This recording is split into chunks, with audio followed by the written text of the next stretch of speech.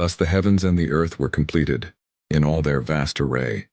By the seventh day God had finished the work he had been doing, and so he rested not out of weariness but in divine satisfaction.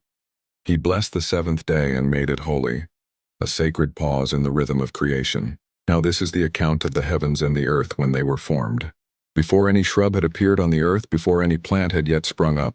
For the Lord God had not yet sent rain, and there was no man to work the ground. A mist rose from the earth and watered the whole surface of the land.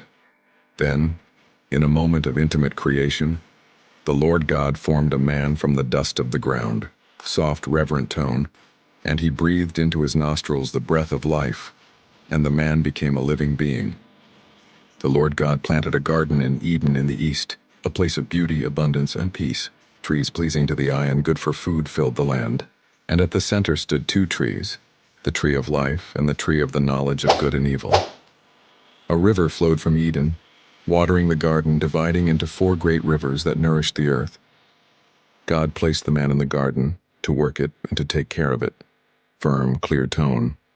And the Lord God commanded him, "You are free to eat from any tree in the garden, but you must not eat from the tree of the knowledge of good and evil.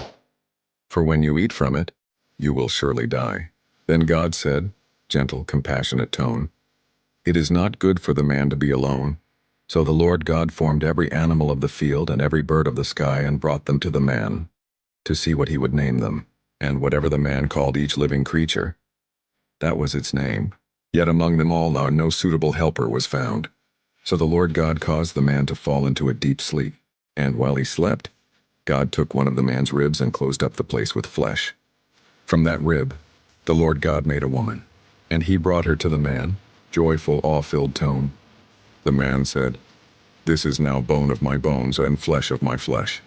She shall be called woman, for she was taken out of man." That is why a man leaves his father and mother and is united to his wife, and they become one flesh. Soft, peaceful ending. Adam and his wife were both naked, and they felt no shame. A world untouched by sin, a relationship unbroken, a love designed by God himself. And in the beginning, everything was as it should be.